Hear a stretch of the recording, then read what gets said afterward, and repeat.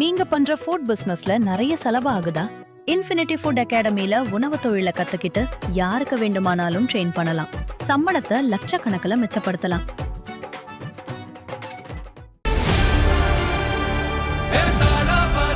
மக்களுக்கு நல்லது பண்றதுக்கு அரசியலுக்கு வாங்கடா, கொள்ளை அடிக்கிறது கொலை பண்றதுக்கு கூட அரசியலுக்கு.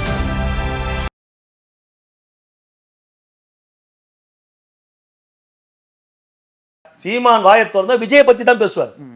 ஏன்னா அவருக்கு ஸ்டாலின் சொல்லியிருக்கிற உத்தரவு விஜயை பத்தி மட்டும்தான் பேசணும். இந்த சீமான் இந்த சாட்ட துரைமுருகன் ஒரு சாக்கடைக்கிறான் பாரு, அந்த எச்ச இவனுங்களுக்கெல்லாம் இதுதான் வேலை. விஜயை பத்தி தான் பேசணும். நாட்டில் நடக்கிற பிரச்சனை அவன் என்னங்க நாட்டை பத்தி பேசுறது? விஜய் சொல்றாருல, நான் ஊழல் இல்லாத ஆட்சி அமைப்பேன்னு. ஏதாவது ஸ்டாலினை சொல்லு, ஊழல் இல்லாத ஆட்சி அமைப்பேன்னு. புதைக்கப்பட்ட பிணம் கூட எழுந்து சிரிக்கணும், போனும் சிரிக்கும். ஸ்டாலின் கட்டி நான் ஊழல் இல்லாத ஆட்சி அமைப்பேன்னு சொன்னேன். மழை விட்டாலும் தூறல் விடவில்லை. இந்த ஆட்சி முடிந்தாலும் தேர்தல் ஆணையத்துக்கிட்ட போனாலும் அதே தொல்லையை தான் இன்னைக்கு அனுபவிக்கிறாங்க. தமிழக வெற்றிக்கழகம் அதே தொல்லை தான் அனுபவிக்குது. ஏன்னா தேர்தல் ஆணையத்துக்குன்னு தனி போலீஸ் கிடையாது, தேர்தல் ஆணையத்துக்குன்னு தனி அதிகாரியே கிடையாது. எல்லாம் இவங்க தான். இந்த மாநகராட்சி அதிகாரிகள் தான், இந்த ஏஇஜேஎல் தான், ஆர்வம் இருப்பான், எல்லாம் இவங்க தான். இந்த ஆசிரியர்கள் தான் போலிங்கில் உட்காரும், எல்லாமே இவங்க தான். இந்த கலெக்டர் தான், இந்த எஸ்பி தான், இந்த கமிஷனர் தான், இந்த இன்ஸ்பெக்டர் தான், இந்த ஏசி தான். அப்புறம் ஆட்சி மாறினாலும் காட்சி மாறல, மழை விட்டாலும் தூறல் விடலை, பிரச்சனை தொடர்ந்துன்னு தான் இருக்குது, தொல்லை கொடுத்துன்னு தான் இருக்கிறாங்க. சென்னை பூரா அதுதானே சப்ஜெக்டாக இருக்கும். மொத்த தொகுதி நம்ம கையை விட்டு போயிடுமே. அவர் ஒரு ரவுண்ட் இப்படி வந்தா, அவர் இன்னும் சென்னைக்குள்ளெல்லாம் இன்னும் வரல. ஒன்றும் இல்லை, யாரை கேட்டாலும் விசிலுக்கு தான் ஓட்டு போட போகிறேன், விசிலுக்கு தான் ஓட்டு போட போகிறேன், விசிலுக்கு தான் ஓட்டு போட போகிறேன். எல்லார் வாயிலும் விசிலு விசிலு விசிலு. இன்னமா கேட்குறாங்களே, பெண்கள் கேட்க ஆரம்பிச்சுட்டாங்க. பெண்களுக்கு பாதுகாப்பே இல்லைப்பா, ஊடு பூந்து கெடுக்கிறானுங்க. வயசு பசங்களை வச்சுன்னு, வயசு பசங்கள்ல இப்போ வயசான ஆயாவை கூட நம்பி விட்டுட்டு போக முடியலையே பாவீங்களா. இது நாங்கள் கேள்விப்படலையே. 23ஆம் தேதி எப்படா வரும்னு தெரியல. எப்போ 23 வந்து இந்த ஜனங்க மடமன்னு விசிலில் ஓட்டை போட்டு 4ஆம் தேதி ஓட்டை எண்ணி எப்பா தயவு செய்து விஜய முதலமைச்சராக உட்கார வைங்க, உங்களுக்கு நல்ல எதிர்காலம் கிடைக்கும், ஒளிமயமான வாழ்க்கை கிடைக்கும். தயவு செய்து புரிஞ்சுங்க. ரெட்ரோலோக்ஸ் நேயர்களுக்கு வணக்கம். இன்றைய சிறப்பு நேர்காணலில் நம்முடன் இணைந்திருக்கிறார் தாவைக்காவில் இருந்து திரு ஓட்டேரி ஜெயக்குமார் அவர்கள். வணக்கம் சார். வணக்கம். தொடர்ந்து இந்த சட்ட ஒழுங்கு பிரச்சனை நிறைய பார்த்துட்டு இருக்கோம். நேற்று கூட பார்த்தீங்கன்னா இந்த செங்கல்பட்டு கிட்ட வந்து பட்ட பகல்லே பார்த்தீங்கன்னா அந்த ஒரு அப்பார்ட்மெண்ட்டுக்கு வாசல்லே வச்சு ஒருத்தர் வந்து தாக்கியிருக்காங்க. அவர் இறந்துட்டாரு அப்படின்னு நினைக்கிறேன். அதுவும் நடந்திருக்கு. இன்னைக்கு வந்து அண்ணா பல்கலைக்கழகத்தில் வந்து ஒரு 3 வருஷமா ஒரு ஆசிரியர் வந்து பாலியல் தொல்லை வந்து கொடுத்துருக்காங்க அப்படின்ற ஒரு செய்தியும் வந்திருக்குது. அண்ணா பல்கலைக்கழகம் அது தொடர்ந்து தான் செய்கிறானுங்க. அண்ணா பல்கலைக்கழகம் ஆரம்பித்து 40-50 வருஷம் ஆகுது. அது வரலாறுலேயே அது உள்ளவே ஒரு மாணவியை போய் இந்த அளவுக்கு நாசப்படுத்துந்து ஒரு அந்த பல்கலைக்கழகத்தில் படிக்கிற ஒரு மாணவியை வந்து பாலியல் வன்கொடுமை செஞ்ச வரலாறு இது வரைக்கும் கிடையாது. இவன் நிறைய செஞ்சிருக்கிறான்றாங்க, ஆனால் வெளியே வரல. இவன் இது மட்டும் கிடையாது, இவன் ருசி கண்ட பூனை இதுவே தொழிலாக போயிருக்கிறான். எத்தனை குழந்தைங்க பாவம் சொல்லாத மறைச்சிட்டாங்களோ. சரிங்களா? இதில் கூட எவ்வளோ கொடுமை நடந்தது. இந்த அண்ணா யூனிவர்சிட்டின்னு சொல்கிறீங்களே, இதில் கூட எவ்வளோ கொடுமைகள் நடந்ததுன்னா சார் எஃப்ஐஆர் கொண்டு வெளியே வந்தது சார். பார்த்தோம் அந்த பெண் கொடுத்த எஃப்ஐஆர் வெளியே வந்துடுச்சுங்க. யார் மேலே நடவடிக்கை இல்லைங்க. ஒரு பொண்ணு, பாதிக்கப்பட்ட பொண்ணு, என்னை இந்த மாதிரி இவன் நாசப்படுத்திட்டான், என்னை மிரட்டி, இவன் பிரியாணி விற்கிற பையன், இவன் பிளாட்பாரத்தில் பிரியாணி விற்கிறவன், திமுக அமைச்சர் மா சுப்பிரமணியத்துக்கு வேண்டப்பட்டவன், இவன் எப்படி என் காலேஜ் கேம்பஸ்குள்ளே வந்தான், நான் படிக்க வந்தேன், என்னை சின்னாபின்ன வாக்கிட்டான் அப்படின்னு ஒரு பொண்ணு புகார் கொடுக்குறா. அந்த புகாரில் அவள் சொல்கிறா, என்னை இங்கேருந்தா தொட்டான், இப்படி பண்ணான், இப்படி செஞ்சான் அப்படின்னு புகாரில் எழுதி கொடுக்குறா. அது எவ்வளோ ரகசியமாக போலீஸ் அந்த புகாரை வைக்கணும், அதை அப்படியே எடுத்து வெளியே விட்டுட்டானுங்க சார்.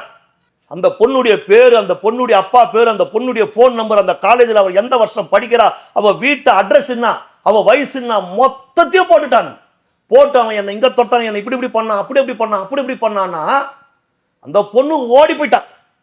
ஐயோ எவ்வளோ ரகசியமாக வைக்கணும். அதை இது கவர்மெண்ட்டாங்க, இது கவர்மெண்ட்டா? அவன் குடும்பத்து பெண்ணுக்கு இப்படி ஒன்றுன்னா இந்த மாதிரி இவங்க வெளியே விடுவாங்களா? யார் என்ன அவன் என்ன செஞ்சான், அதை ரகசியமாக தானே போலீஸில் புகார் கொடுக்குறான். நீ ரகசியமாக தானே எல்லாமே பண்ணணும். அவள் அட்ரஸ் போல் கொண்டு வெளியே சொல்லலாமா? ஏன் இதை சொன்னாங்கன்னா, எதுக்காக இந்த பொண்ணு இந்த மாதிரி விஷயம் வெளியே வந்ததுன்னா, இதை ஃபாலோ பண்ணி எங்கே இன்னும் 10-50 பசங்க வந்துட போகிறாங்க. என்னையும் பண்ணாங்க, நானும் அப்படி தான் பண்ணேன், நானும் இப்படி தான் பாதிக்கப்பட்டேன், இவர் தான் இந்த சாரு, அவர் தான் இந்த சாருன்னு, எங்கே யார் அந்த சாருன்னு வெளியே வந்துட போதும்னு இந்த பொண்ணுடைய டீட்டெயில் எடுத்து வெளியே விட்டவொடனே மற்ற பசங்களாம் பயந்துட்டாங்க. ஐயோ வேண்டாண்டாயப்பா, நீ ஒரு நல்ல கவர்மெண்ட்னா செஞ்சுருக்கணும்னா, இந்த மாதிரி அண்ணா யூனிவர்சிட்டியில் ஒரு பெண்ணு பாதிக்கப்பட்டிருக்கிறா, அவள் பேரெல்லாம் உங்களுக்கு வேணாம். இந்த மாதிரி யாராகிலும் பாதிக்கப்பட்டு இருந்தா ரகசியமாக சொல்லுங்க, உங்கள் பேர் வெளியே தெரியாத நாங்கள் பார்த்துக்கிறோம். இதைத்தானே ஒரு கவர்மெண்ட் சொல்லணும். சொல்லுச்சா? இந்த தமிழ்நாட்டு மக்கள் கேட்டாங்களா? சொல்லுங்க. நான் எமோஷனலாக ஆகுது எனக்கு இதெல்லாம் பேசும்போது. யாராவது கேட்டாங்களா? டேய் நீ இதைத்தானடா கேட்டிருக்கணும், இது எப்படா வெளியே போய் கடந்து போகிறாங்க சார் ஜனங்க, கடந்து போகிறாங்க. எனக்கு 1000 ரூபாய் அக்கௌண்ட்டில் வந்துடுச்சா, இந்த 1000 ரூபாய் வச்சுக்கு நான் இந்த உலகத்தையே விலைக்கு வாங்கிடுவேன். அவன் தெரிஞ்சுக்கிறான் பிச்சை இப்படியே இவங்க வாழ்ந்துருவாங்க, பிச்சை எடுத்து இவங்க போயிடுவாங்க. அவன் அப்படியே யோசிக்கிறான். நான் உதவித்தொகை கொடுப்பதை தப்புன்னு சொல்லலை, தப்புன்னு சொல்லாது, உன்னுடைய உரிமை தொகைன்றாங்க, தப்புன்னு சொல்லலை. ஆனால் உன்னுடைய வாழ்க்கை தரத்தை உயர்த்தணும். காலத்துக்கு இதை வாங்கிட்டு வரக்கூடாது. இப்போ விஜய் கூட 2500 கொடுக்குறேன்றார். குறிப்பிட்ட காலத்துக்கு தான் கொடுக்கணும், குறிப்பிட்ட காலத்துக்கு தான் கொடுக்கணும். அதுக்குள்ள உன்னுடைய வாழ்க்கை தயாரித்து அவர் உயர்த்திடுவார். நீ 2500 ரூபாய் நீ செலவு பண்ணி 2500 25,000 50,000 1 லட்சம் நீ சம்பாதிக்கிற அளவுக்கு உன்னை ஒரு கவர்மெண்ட் வைக்கணும். குப்பை நாடா இருந்த சிங்கப்பூர் அப்படிதானே அவர் சாதிச்சு காட்டினார் ஒரு தலைவர். உலகத்தில் எப்படி எப்பேற்பட்ட நாடுகள்லாம் முன்னுக்கு வந்தது. ஏன் தமிழ்நாடு இத்தனை கோடி ரூபாய் மக்கள் இருக்கிற இந்த தமிழ்நாடு, இவ்வளவு வளங்கள் இருக்கிற இந்த தமிழ்நாடு ஏன் இவ்வளவு நாசமா இருக்குது? அதைத்தான் நான் தாய்மாரில் கேட்குறேன். ஒரு அண்ணா யூனிவர்சிட்டியில் இவ்வளோ அக்குறம் நடந்தது, அந்த பொண்ணுடைய டீட்டெயில் இவன் வெளியே அப்படி விட்டான்.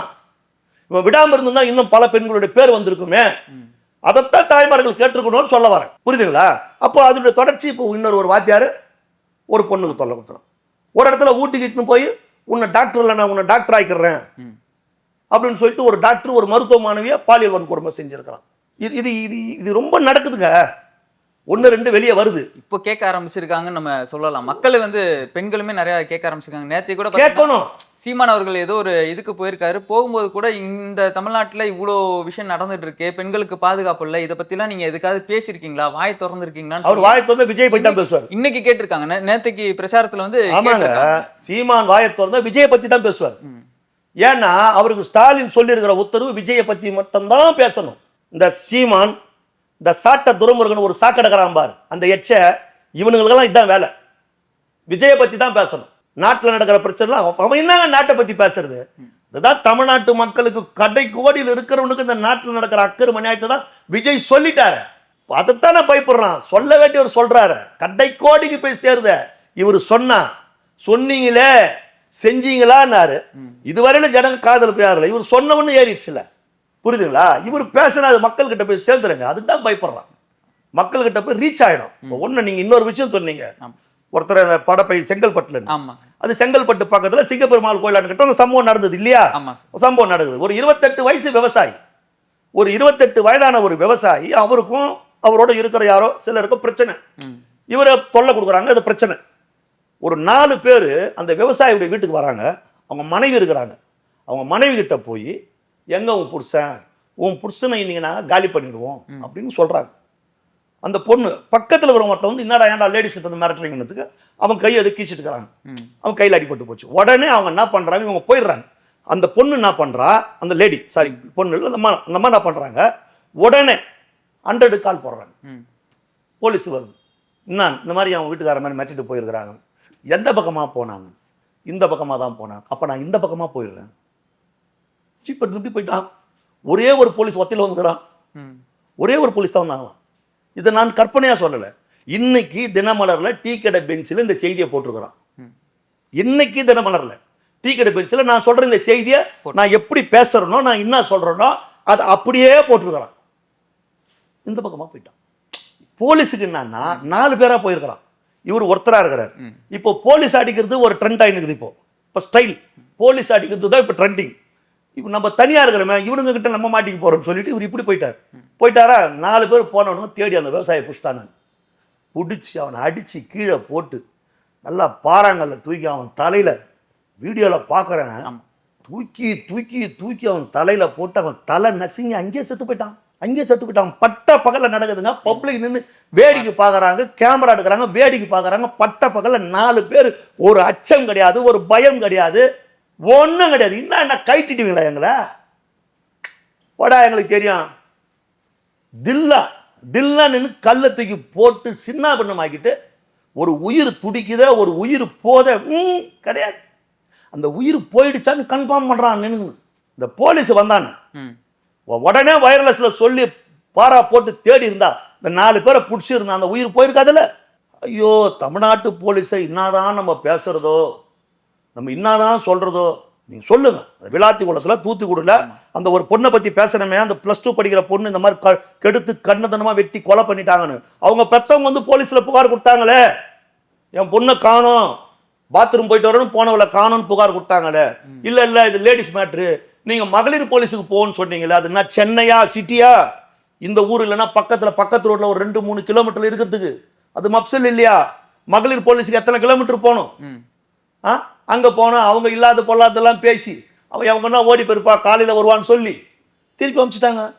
மறுநாள் பாடியை பார்த்ததுக்கு அப்புறம் தானுங்க FIR போடுறான். என்ன நடவடிக்கை? என்ன நடவடிக்கை? அந்த போலீஸ்காரங்க மேலே என்ன நடவடிக்கை? சஸ்பெண்டா? இவ்வளோ பொறுப்பு இல்லாத இருக்கிறவங்களாம் சஸ்பெண்ட் பண்ணுவீங்களா? நிரந்தர பணி நீக்கமே கிடையாதா? பணி நீக்கமே கிடையாது, அவங்களுக்குலாம் தண்டனையே கிடையாதா? இவ்வளோ சஸ்பெண்ட் பண்ணிடுவீங்க, இல்லைன்னா ட்ரான்ஸ்ஃபர் பண்ணிடுவீங்க. அதில் கொழுத்து போயிட்டானுங்க, அவனுங்களுக்கு கொழுத்து போச்சு. என்ன மிஞ்சி மிஞ்சி போனால் ட்ரான்ஸ்ஃபர் பண்ணுவாங்க. எங்கே போனாலும் இதே ஃபேனு தான், இதே AC தான், இதே டேபிள் தான். தப்பு பண்ணுறவன பணி நீக்கம் செஞ்சால் பயப்படுவான். பயம் இருக்கும். நம்ம உத்தியோகத்துக்கு பார்க்குறோம், மக்கள் பரிப்படுத்த சம்பளமாக வாங்குகிறோம், நம்ம இதை கரெக்டாக பண்ணணும்னு பயம் இருக்கும். அந்த பயம் இல்லாதோட அப்படியாம்மா அதெல்லாம் சொல்கிறவெல்லாம் செய்ய மாட்டாமா. 4 பேரா இப்படி போனானுங்களா? சரி, அப்புறம் இப்படி போயிடுறேன். ஒரே ஒரு போலீஸ் தனியா ஜீப் எடுத்துக்கின்னு அவர் போயிட்டார். 4 பேர் வர்றது இல்லைங்க. நீங்கள் பாருங்கள், நீங்கள் இப்போ கூட நீங்கள் இப்போ பெட்ரோல் வண்டி எங்கன்னா இப்போ பாருங்கள், பெட்ரோல் வண்டி இப்போ பாருங்கள், ஒரே ஒருத்தர் தான் இருப்பார். ஒரு டிரைவர் பேர் கூட ஒருத்தர் உட்காந்துருக்காரு. தனியாக டிரைவர் மட்டும் போவார், இல்லை ஒரு மட்டும் இருப்பார். எங்கன்னா ஒரு பிரச்சனை நடக்குதுன்னு ஃபோன் பண்ணால் இவங்க மட்டும் தான் வருவாங்க. டிரைவர் ஒருவர் கூட இவர் ஒருவர். பின்னாடி பார்த்தீங்கன்னா ஃபுல்லாக தண்ணி காணுங்களா இருக்கும், காலி தண்ணி காணுங்களாம், பிளாஸ்டிக் காரணம் ஃபுல்லாக அடிக்க வச்சுட்டு பாருங்க. உள்ள நீங்கள் நல்லா பாருங்கள், அடிக்க வச்சுட்டு பாருங்க. இவங்க என்ன பண்ணுவாங்க, சண்டை, நாங்கள் சண்டை இல்லை, நம்ம ஃபோன் பண்ணிட்டு வராங்கல்ல, வரும்போது என்ன பண்ணுவாங்கன்னா நேரம் வந்து நின்றா இவனுங்கிட்ட தேவையில்லாத ஆர்குமெண்ட் பண்ணணும். இப்போ 2 பேரை பிடிக்கணும். அவன் என்ன பண்ணுவான், கையில் எதனா வச்சு தான் தப்பிக்கிறதுனா பிடிச்சி வலிச்சு விட்ருவான். எதுக்கு நம்மளுக்கு தேவையில்ல பிரச்சனை? போகும்போது உய்யும் ஜீப்பில் வந்து ஹார்ன் அடிக்கிறான். டே நாங்கள் வரேன், சண்டை போகிறோம், என்ன பண்ணுறான், சரி வரானடா, போயிட்டு அப்புறமா வரலான்னு சொல்லிட்டு போயிடுறான். நேராக போயிட்டு நான் போயிட்டானுங்களா, தோ இப்போ பிடிச்சிருன்னு சொல்லிட்டு எந்த பக்கம் போனானு, இந்த பக்கம் போனானு, அப்புறம் இந்த பக்கம் போனான். ஏன் சார் இப்படி போறீங்க? அப்படி சுற்றி வந்து பிடிக்கிறோன்னு சொல்லி இப்படி போயிடுறாரு. இதுதான் நீ போலீஸ் நிலைமை. இதுதான். ஏன்னா அவன் கஞ்சி அடிச்சுட்டு குடிவேறியில் அவனுக்கு காக்கி சொக்காவும் தெரியல, அவனுக்கு போலீஸும் தெரியல, போலீஸ் அடிக்கிறது ட்ரெண்டாக இருக்குது இப்போல்லாம், எதுவும் தெரியல. அதனால இவங்களுக்கு குறை சொல்ல முடியாது. போலீஸை நான் தப்பாக பேசலைங்க. நாங்கள்லாம் சின்ன வயசில் இருக்கும்போது ஒரு பிரச்சனை நடக்குதுன்னா போலீஸ் வந்து சத்தம்லாம் வருவாங்க, சவுண்டே இருக்காது. நல்லா ஒருத்தவங்களோட ஒயராக இருப்பாங்க, சைக்கிளில் வருவாங்க, இப்படி துரத்தனம், இப்படி ஓடி வருவான், நீ இப்படி வா, நான் அப்படி வரேன்னு கரெக்டாக வருவாங்க. தப்பிக்க முடியாது. லட்டியை சுற்றி விட்டாங்கன்னா ஓடும்போது 2 காலுக்கு சந்து அந்த லட்டி வந்து பூரம் தொப்பான்னு கீழே விழுவான். இப்படி கையை கட்டிட்டு போவாங்க, லிங்கை பின்னாடி கட்டி. அது ஒரு காலம். இந்த தமிழ்நாடு ஜனங்க என்ன பண்ணிட்டாங்க, இந்த லிங்கை பின்னாடி கட்டிட்டு போனாங்க பாரு, அவங்களெல்லாம் பெரிய பெரிய ஆளாகிட்டாங்க, MLA MP மந்திரி ஆகிட்டாங்க, எல்லாம் நல்ல பெரிய ஆகிட்டாங்க. இப்பயும் வளைச்சு பிடிக்கிறாங்க சார். அப்புறம் நம்ம ஏதாவது வண்டி ஓட்டிட்டு போனா அங்கே டிராஃபிக் போலீஸ் நின்றாங்கன்னா அப்படி வண்டியை திருப்பினா பின்னாடி ஒரு போலீஸ் நிற்பாரு, இங்கடா திருப்பி ரிட்டர்ன் வர அப்படின்னு சொல்லி பிடிச்சி அப்படி வர வந்துட்டு ஃபைன் போட்டா இவ்வளோ, ஆமாம் நீ ஏன் கொடுத்துட்டுனா இவ்வளோ, எப்படி இது வரியா அது வரியா, ஆப்ஷன் A ஆப்ஷன் B, எதை எடுத்துக்கிற சார்? நான் B எடுத்துக்கிறேன் சார். புரியுதா? இது இது இது இப்படி தான் போகுது. அப்புறம் எந்த சார் குற்றங்களை தடுக்க முடியும்? ஏன்னா ஆள்றவன் சரியாக இருந்தால் தான் கீழே இருக்கிறவன் சரியாக இருப்பான். முன்னேறு சரியாக போனால் தான் பின்னேறு சரியாக போகும். ஒழுங்காக நேராக மந்தையாக செல்லுகிற ஆடுகளெல்லாம் திசை மாறி வெவ்வேறு பாதைகளை செல்லுகிறது என்று சொன்னால் மேய்ப்பவன் சரியில்லை என்று பொருள். கடமை கண்ணியம் கட்டுப்பாடு தவறாத ஸ்காட்லாந்து போலீஸுக்கு இணையான தமிழ்நாட்டின் போலீஸின் நிலை இன்றைக்கு இந்த அளவுக்கு தரம் தாழ்ந்து இருக்கிறது என்று சொன்னால் ஆட்சியில் அதிகாரத்தில் இருப்பவன் சரியில்லை என்று அர்த்தம். அதனால தான் நாங்கள் போராடின்னு இருக்கிறோம். இந்த ஆட்சி வீழ்த்தப்படணும், இவர்களுக்கு ஒரு முடிவுரை எழுதணும், மீண்டும் இவங்க வரக்கூடாது, இவங்க வந்தால் தமிழ்நாடு நாசமாக போயிடும், மக்கள் வாழவே முடியாது, கொலையும் கொள்ளையும் கற்பழிகளும் நாளொரு மானியும் பொழுதுமா முடியாத அளவுக்கு போயிடும், முடியாத அளவுக்கு போயிடும். இந்த இன்னொரு 5 வருஷம் விட்டா ஐயோ நினைச்சே பார்க்க முடியாது. பெண்களுக்கு பாதுகாப்பே இருக்காது.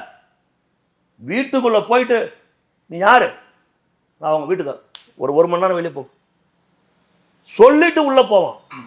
அந்த அளவுக்கு ரவுடிசம் பெருகிடும். ஒன்றுமே பண்ண முடியாது. அவ்வளோ மோசமாக நாடு போயிடும். அதனால தான் சொல்கிறோம், இந்த ஆட்சிக்கு முடிவரை வரணும், ஒரு மாற்றம் வேணும். இந்த திமுக கிட்டேருந்து மக்களுக்கு மாறணும்னு சொல்லிட்டு மறுபடியும் இந்த நான் சொல்லிட்டு திரும்ப அந்த மூதேவி கிட்ட நிற்கக்கூடாது. இந்த திமுக அதிமுக 2 பேர் தான் நாட்டை நாசப்படுத்தணும் தான் சொல்லின்னு இருக்கிறோம். புரியுதுங்களா? இதோட முடியணும். ஒரு மாற்றம் வேண்டும். அந்த மாற்றத்தை தமிழக வெற்றி கழகம் தரும். தளபதி விஜய் தருவார். ஒரு நேர்மையான போலீஸ் அதிகாரிகள், ஒரு பெண்களுக்கு பாதுகாப்பு, ஒரு லஞ்ச லாவண்யமற்ற ஒரு அரசாங்கம் இருக்கும். விஜய் சொல்றாருல, நான் ஊழல் இல்லாத ஆட்சி அமைப்பேன்னு. ஏதாவது ஸ்டாலினை சொல்லு, ஊழல் இல்லாத ஆட்சி அமைப்பேன்னு. புதைக்கப்பட்ட பிணம் கூட எழுந்து சிரிக்கும், போனும் சிரிக்கும். ஸ்டாலின் கட்டி நான் ஊழல் இல்லாத ஆட்சி அமைப்பேன்னு சொன்னேன். புரியுதுங்களா? எடப்பாடி சொல்லு, அதே தான் நடக்கும். புரியுதுங்களா? இதெல்லாம் கிடையாது. தளபதி விஜய் வருவார், களத்தில் வெற்றி பெறுவார், ஆட்சி அமைப்பார். துணை பார்த்துட்டு இருக்கோம். விஜய் அவர்கள் நாளைக்கு வந்து இந்த பரப்புரை வந்து ஸ்டார்ட் பண்ணுறதா இருந்தது. பெரம்பூர்லேருந்து வந்து ஒரு 5 தொகுதிக்கு வந்து போகிறதா இருந்தது. இன்னும் அதுக்கான பர்மிஷன்ஸ் வந்து இன்னும் கொடுக்கவே இல்லை. அதே மாதிரி விஜய் அவர்கள் வந்து நேரத்துக்கு சரியாக வரணும் அப்படின்ற மாதிரிலாம் ஒரு சில விஷயங்கள். அதுதான் சார், அதை எப்படி சொல்கிறதுனா, மழை விட்டாலும் தூறல் விடவில்லை. இந்த ஆட்சி முடிந்தாலும் தேர்தல் ஆணையத்துக்கிட்ட போனாலும் அதே தொல்லை தான் இன்னைக்கு அனுபவிக்கிறாங்க. தமிழக வெற்றி கழகம் அதே தொல்லை தான் அனுபவிக்குது. ஏன்னா தேர்தல் ஆணையத்துக்குன்னு தனி போலீஸ் கிடையாது, தேர்தல் ஆணையத்துக்குன்னு தனி அதிகாரியே கிடையாது. எல்லாம் இவங்க தான். இந்த மாநகராட்சி அதிகாரிகள் தான், இந்த ஏஇஜேஎல் தான், ஆர்வம் இருப்பான், எல்லாம் இவங்க தான். இந்த ஆசிரியர்கள் தான் போலிங்கில் உட்காரும், எல்லாமே இவங்க தான். இந்த கலெக்டர் தான், இந்த எஸ்பி தான், இந்த கமிஷனர் தான், இந்த இன்ஸ்பெக்டர் தான், இந்த ஏசி தான்.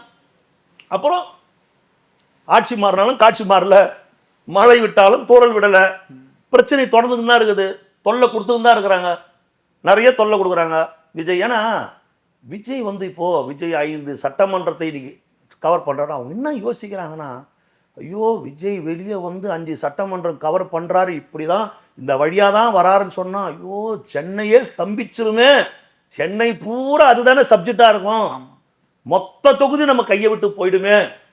அவர் ஒரு ரவுண்ட் இப்படி வந்தா, அவர் இன்னும் சென்னைக்குள்ளெல்லாம் இன்னும் வரல, ஒன்றும் இல்லை. யாரை கேட்டாலும் விசிலுக்கு தான் ஓட்டு போட போகிறேன், விசிலுக்கு தான் ஓட்டு போட போகிறேன், விசிலுக்கு தான் ஓட்டு போட போகிறேன். எல்லார் வாயிலும் விசிலு விசிலு விசிலு. இன்னாமா கேட்குறாங்களே, பெண்கள் கேட்க ஆரம்பிச்சுட்டாங்க. பெண்களுக்கு பாதுகாப்பே இல்லைப்பா, ஊடு பூந்து கெடுக்கிறானுங்க, வயசு பசங்களை வச்சுன்னு. வயசு பசங்கள்ல இப்போ வயசான ஆயாவை கூட நம்பி விட்டுட்டு போக முடியலையே பாவீங்களா, இது நாங்கள் கேள்விப்படலையே. ஆயாலாம் போ அப்படின்னு சொன்ன காலம் போய், ஆயா பத்திரமா இறையா, காலம் கெட்டு போய் கிடக்குது. வயசாயா அந்த காலத்தில் பாவம் ஜாக்கெட் கூட போடாதெல்லாம் சுற்றி இருந்தாங்க, புடவை கட்டின்னு ஆயாங்க, அதெல்லாம் சர்வசாரண கேள்விடா அப்படின்வாங்க. இப்போ ஐயோ கற்பனை பண்ணி பார்க்க முடியலையே, 80 வயசு கேள்வி. ஐயோயோ கடவுளே, 80 வயசு ஆயாக்கா இந்த நிலைமை, 66 வயசு ஆயாக்கா இந்த நிலைமை. இது என்ன கொடுமை. அதனால இவனுங்க ரொம்ப சீக்கிரம் இவனுங்களை முடிச்சிடணுங்க. சீக்கிரம் 23ஆம் தேதி எப்படா வரும்னு தெரியல. எப்போ 23 வந்து இந்த ஜனங்க மடமன்னு விசிலில் ஓட்டை போட்டு 4ஆம் தேதி ஓட்டை எண்ணி, எப்பா தயவு செய்து விஜய முதலமைச்சராக உட்கார வைங்க, உங்களுக்கு நல்ல எதிர்காலம் கிடைக்கும், ஒளிமயமான வாழ்க்கை கிடைக்கும், தயவு செய்து புரிஞ்சுங்க. கண்டிப்பாங்க சார். அடுத்தடுத்து இன்னொரு நேர்காணலில் நிறைய விஷயங்களை பற்றி நம்ம விவாதிக்கலாம். மிக்க நன்றி. தேங்க்யூ. மக்களுக்கு நல்லது பண்றதுக்கு அரசியலுக்கு வாங்கடா, கொள்ளை அடிக்கிறது, கொலை பண்றதுக்கு அரசியலுக்கு